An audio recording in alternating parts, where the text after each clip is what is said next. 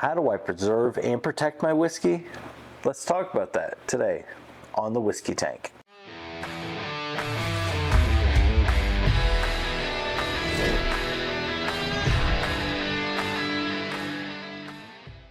Welcome to the Whiskey Tank. I'm Joe. Thank you for taking time out of your day to come by and see me. If this is your first time here at the channel, fantastic. I hope you like what you see. And if you do like what you see, please go ahead and subscribe to the channel. It would really mean a lot to me. If you're a return viewer, thank you for coming back and checking out another episode. Now, today's episode is going to be a little different than what I usually do here on the channel. And I'm going to talk about how to preserve and protect your whiskey. So when you start getting a selection of whiskey where you've got multiple bottles open, we all know you can't drink all those bottles like before they start spoiling. The thing to understand is whiskey doesn't spoil like milk, right? It's not going to go bad and get you sick if you drink it. But what it does is it loses flavor. It flattens out. It maybe starts getting a little bit bitter. It tastes vinegary. It just loses all that good stuff. The whole purpose and reason why you enjoy whiskey, it loses that. So we want to stop that from happening. So understand that you probably shouldn't be opening every bottle of whiskey you get once you get a pretty good size selection. You want to know the right time to open that whiskey. That's the first thing. That's stage one, is don't open a bottle unless you have a purpose to open that bottle for. So if you've got people coming over and you want to try something different, cool, knock yourself out. Don't fall into all the peer pressure you hear from people in like these Facebook groups that'll see like selections of whiskey and be like, well, yeah, this guy never opens anything. Whatever. Let that stuff roll past. Those are just haters. Those are trolls. Those are people who are just trying to say things that elicit a response out of you. Don't listen to all that nonsense. It's your whiskey. You open it when you know the time is right for it. And that's the first thing. That's the most important, because once that bottle's sealed and it's being stored appropriately, it'll last for a long, long, long time. Once you crack into that, that's when you start using some of these other tips and tricks. Now, what are we protecting that whiskey against? That's what we have to understand. First thing we're going to talk about is air, right? The next thing is going to be light. And then we're going to talk about temperature and ultimately the best way to store your whiskey. So I'm going to talk about those three things and some of the techniques that I use to preserve my whiskey so that I know when I open it up that it's tasting the way that I expect that whiskey to taste. All right, let's talk about number one, air. A certain amount of air influencing the taste of whiskey is a good thing. Oxidation, right? We talk about things like a neck pour. Well, that's what we're talking about. The bottle hasn't oxidized or had a chemical effect from the oxygen in the air on the actual whiskey in the bottle enough to bring out some of the flavors. So we want a certain amount of oxidation to happen, but the key is to control that, right? And there's a couple different things I do. First thing I try doing is I will get these sample bottles, right? So these smaller bottles, these 2-ounce bottles. It's also what I use when I share whiskey with friends and when friends share with me. But just these little 2-ounce sample bottles. And this one here, there's 80 of them, right? There's 2 rows of 40. And I will take bottles when they get near the end and I will break them down into these smaller bottles so that you see there's not as much air that comes in contact with that bottle. And then I will store these up, fold them up, and I take out the second concern, which is light, just by holding them sealed in these bottles. So there was one bottle my wife and I fell in love with, and it's this Jack Daniel's right here. This is a 2023 barreling. It's 130.8 proof. And in case you ever look for it, it's from Barrel House 218. And it's barrel number 2308337. It was bottled on 9/18/2023. So if you ever see this bottle or bottle this, trust me, pick it up. It's fantastic. So this bottle we happened to open on the same day that we opened a Russell's Reserve, and I'm sorry, it wasn't just a Russell's Reserve. It is, but it was a Russell's 15. But we got into this bottle and ended up loving it. It was so good. I mean, it was on par with that Russell's 15. And we just thought, when this bottle got down to where there might have been 2-3 pours left, I took this bottle and I broke it down into 3 smaller 2-ounce bottles, so that in years to come, we'd be able to go ahead and get those bottles and enjoy them again and have all that good experience that we got the first time that we opened this bottle. bottle up and it would safeguard it. So that's the first thing, is get some of these small 2-ounce bottles. When your bottle starts getting low, especially if it's a bottle that you really love, you can go ahead and break that bottle down into smaller 2-ounce samples, and you'll be able to control how much air comes in contact with it. Along the same lines to that, is these are 375 milliliter bottles that you can get off from Amazon. You can also take, and if you've got a bottle that you really like, you can take and you can put it in one of these smaller bottles and still be able to enjoy it. Pop the cork just like you would any other time. And the nice thing is these bottles come with synthetic corks, which are fantastic, and it just has less air. Another way similar to those smaller bottles is having a decanter, right? And so you can take a decanter, you can add your whiskeys when they start getting low in there and have them ready to enjoy, right? So you can kind of come up with different blends that you want. I try not mixing like ryes and bourbons or wheateds. I try to keep like different bottles, different decanters for different styles of whiskey. But I mean, you can mix whatever you want. It's your way. There's a great app called Only Drams. It has an affinity bottle portion of that app where you can put in how much of whatever whiskey you're adding, put the defining characteristics of that whiskey in there. So if it's a 115 proof rye, you put in and you added 1.5 ounces of that into your bottle, and it'll do all the math for you and figure it out and track it. So I mean, if you're interested in that, or you can just kind of like run what you brung and just kind of throw it in the bottle and see how it kind of blends and matures and kind of comes up with its own flavor profiles.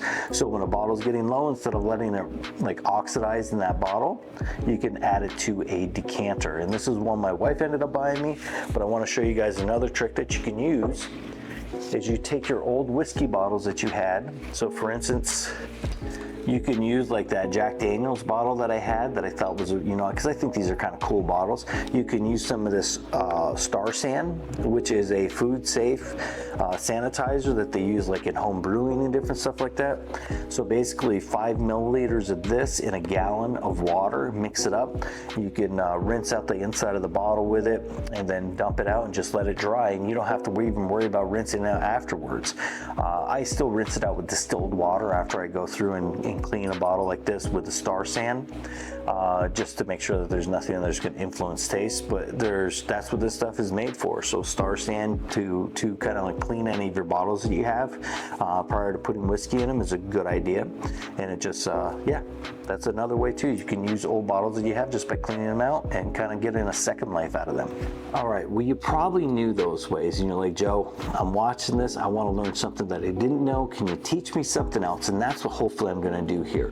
So there's a couple different techniques that I use.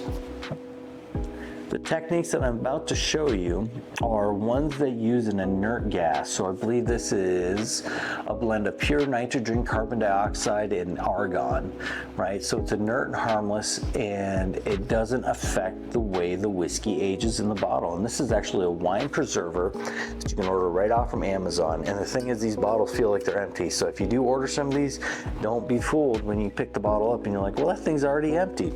It's not. So basically what you're going to do is pop the top off from this, insert the straw that comes with the bottle.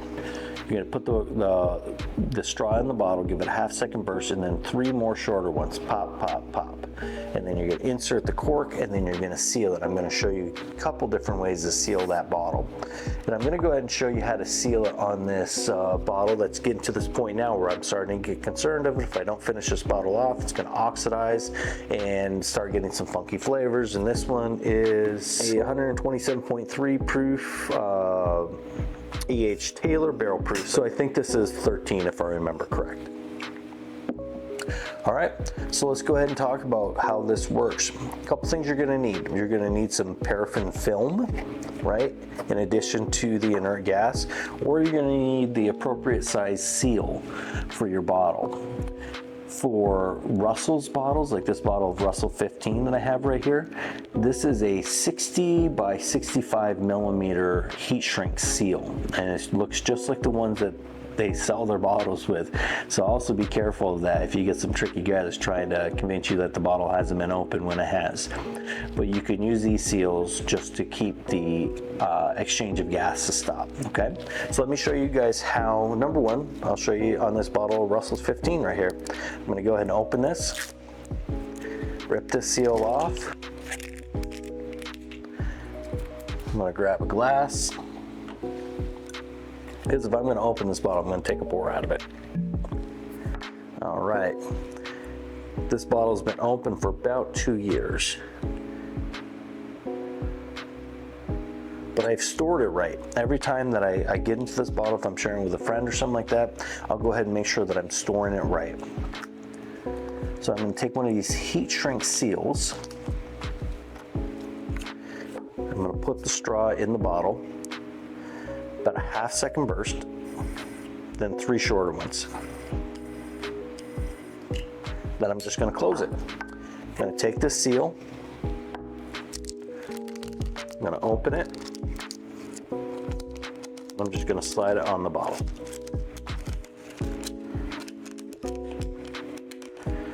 I want it to go down and leave a couple millimeters at the top of it, and then I'm going to take that handy dandy heat gun that everybody has in your whiskey room, I'm sure, right?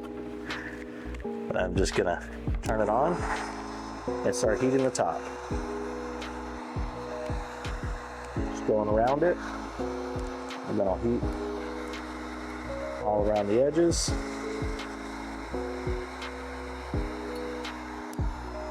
Just like that. And now this bottle is all sealed up again. Now, I don't know how well you guys can see that, but it's got a nice factory seal back on it to keep that gas from going in and out of this bottle.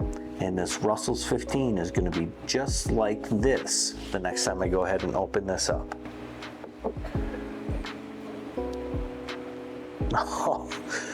All that good smell is still there. I mean, it really does make sense to preserve your whiskey the right way. I'm telling you, it's worth it. It seems like kind of a pain, but it's completely worth it. Now, let's say you don't have one of these heat shrink seals, right? I'm going to show you guys how to do that. So I've got this beautiful bottle of E.H. Taylor. Ugh. Luckily that cork is still tight, and I don't like natural corks. This one happens to be holding up fairly well. Again, I'm going to use that same wine preserver, put it in, 1/2 second, 1, 2, 3. I'm going to drop that down, and now I'm going to use this paraffin wax, right? So this is a wax, or paraffin film, I'm sorry, not paraffin wax, that's for something else. So this paraffin film is what is used in the lab industry for petri dishes and a couple other things like that. But I'm just going to cut off a strip of this, and this stuff again you can find right on Amazon. It's not super expensive. I'm going to take it, I'm going to peel off this backing from the film. Just like this. Just peel it right off. And the neat thing about this paraffin film is it stretches. What you want to make sure is that you're going on both sides of where that crack is, right? So where the glass meets the cork, you want to make sure that you're covering both sides of that. So what I'll do is I'll start stretching a little bit, just like that, right around it, and then just bring it around. And as I'm bringing this around, you're going to see I'm stretching. Look at how much that stretches as I'm going around the bottle, and I'm making sure I'm covering that entire cork. And when this gets near the end, it kind of seals on itself like a saran wrap. So you don't have to do anything else to that. It just kind of stays there. And you'll see I've done a couple other bottles here. And you can see how this is all stuck. So it looks like it's peeling off a little bit, but it's not. It's actually stuck there really well. This is a twice barreled rye, 2023 Jack Daniel's twice barreled rye. So it's got kind of a larger cork at the top than what the bottom of the glass is, and it fits perfect. And if that's not enough, this 14-year bottle a friend of mine gave me, my buddy Jim, where it had quite a bit out of it already, but then when I got it, I took a couple pours out of it. But this cork, and you guys will know if you've seen these decanter series bottles, these corks are just strange. They're odd sizes, right? Which is kind of like part of the cool thing about these bottles. So this wax film, or this paraffin film, stretched all the way around to seal that bottle. So once that inert gas is added to this, it's done aging. It'll stop right there, because what happens is this inert gas forms a layer on top, and until you open this bottle back up, there's no air that can get to it, because this inert gas sits on top of the whiskey and it stops any interaction, any oxidation that goes on with this bottle. So kind of neat stuff. So that's a couple different ways that I use that maybe you can look at doing for your special bottles. And I'm not just talking expensive bottles, so bottles that you just really enjoy, something you want to keep. You want to make sure that the next time you dip into it, it tastes the way you remember it. And I'll do that for a bunch of different bottles. So I've got a Jack 12 here that I opened up recently. I really enjoy. I want to make sure I control the aging on this. Got another bottle here, this Stranahan. You may have seen my review on this one. This is all sealed underneath here. So a bottle that I have that I just want to make sure is the same the next time I get into it. That's what I'm going to use this inert gas for, and seal this up if I want to keep it in the original bottle. So those are a couple different techniques that I use to control air and oxidation of whiskey. If you've got any, drop them in the comments below. I'd love to learn from you and see what we can do. Now let's talk about some of the other things I do in my whiskey room to control the aging of whiskey. So there's just a couple other things that I kind of want to discuss on things that I do in my whiskey room to control and preserve the aging of my whiskey once I've opened it, right? And so those things are going to be light, number one, and then temperature. And finally, there's going to be storage, but that's a real simple thing that we have to do with our whiskey to ensure that we store it correctly. So as far as light goes, I've done a couple things in my whiskey room to control light, to make sure the only light in here is the light that I want. So my room is on the first floor of my home. So with that, we're gonna have windows, right? So one of the techniques I've used these light blocking curtains.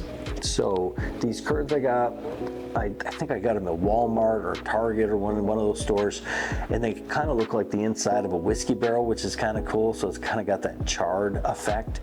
But the most important thing is they block out the light coming from the windows behind them. So it kind of controls how much light's getting into this room. I've also taken and painted the ceiling and walls of this room with a dark paint. So I use this peacock blue just because I kind of like the color, and that will absorb some of the external light that's coming in here. You'll notice the light in my room is all done by LED lighting. So when I first got into lighting my room with LEDs, I would use blues and all these pretty colors and stuff because they looked really neat coming through the bottles. And then I realized and was educated on the fact that those blues and purple colors, those have the UV light that I'm trying to keep out of my whiskey room. So why am I adding UV light in the whiskey room that I want to keep UV light out of? So I only use like clear white lighting now. Now I will sometimes during the holidays change the color of the lights to like greens and reds and things like that, and that's all fine and dandy.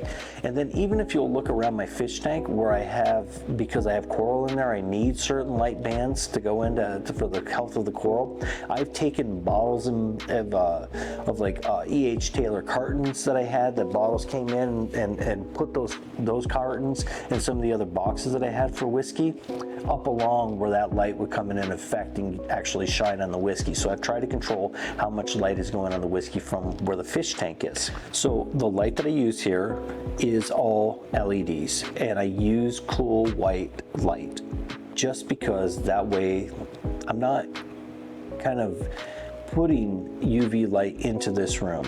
I've tried to control how much sunlight comes into this room, and then I've done dark colors on the wall to try to absorb any of the excess sunlight that does come in. So all of those are things that I can do, that I can control. Now you might say, well, why do you have to use UV or LED lights? I don't use incandescent light because I like sometimes the lights to be near the bottles, and I don't want to introduce heat, because heat is another thing that can negatively impact your whiskey. Heat, when when a whiskey is aging, heat and coolness is really important because it causes that natural effect where whiskey will go into wood and come back out of wood because it's causing the wood to expand and contract. So that's all fine and dandy, but the thing to remember with whiskey, once it's in a bottle, it stops aging. So you don't want fluctuations in temperature. You want temperature to stay the same. And so in my home, that's where my whiskey is.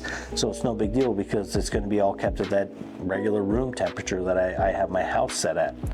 Now where it comes into effect is if you store your whiskey. So if you put excess whiskey in boxes and you put it in a storage unit, you could be damaging that whiskey, and that's important to know. Also, it can cause the cork to swell, it can cause the whiskey to swell and pop the cork. There's a lot of things. So you want to make sure you're storing your whiskey in a place that's temperature controlled if it's going to be in there for an extended period of time. I know even when I go out to a store in the summer and I pick up whiskey, I'll get it home and then bring it right inside. I don't let it sit in my car because the car can get hot. So make sure that you're controlling the fluctuation in temperature around your whiskey. That's the first thing for storage, and to talk about temperature, which is the other thing. So we had air, light, and temperature. The last thing I'm going to hit really quickly is storage. Now, aside from making sure that it's in a temperature controlled area and out of the light, very two important things for storage. So you figured, well, I can throw it in a cardboard box, put it in a storage unit. Yep, if it's temperature controlled, that's fine. Put it in your attic, that's fine too. If it's temperature controlled, but you're probably gonna get some fluctuation there, right? So once you've taken those two things out of the scenario, you're fine. Unless you put a bottle on its side. You want to make sure that you're storing your whiskey upright. So if you're putting it in a box to store, you're storing it in a closet or something like that because you just don't have the space for it at the moment, make sure you keep that bottle straight up and down. If it tilts on its side, it's not like wine. It's not like keeping that cork wet is going to help keep it sealed. It doesn't. It will deteriorate and rot that cork. And that's the last way that you're going to ruin your whiskey. And it really sucks because it's hard to come back from, is if you get cork rot from that whiskey coming in contact with a cork and eating it away. So do yourself a favor, store your whiskey standing straight up so that you don't have to face that problem and have to strain it, put it through cheesecloth and still get that funky flavor from cork that's disintegrated in your bottle. Just avoid all of that stuff. Keep it stored upright. So guys, that's what I got for you today. Just some ways that I use to protect and preserve my whiskey. Like I said, if you've got some that I've missed, go ahead and drop them in the comments for me. You'll help somebody else out and help me out, and I really appreciate that. Until next time, from the whiskey tank, I'm going to sip on this beautiful Russell's 15. Let me see if it's still...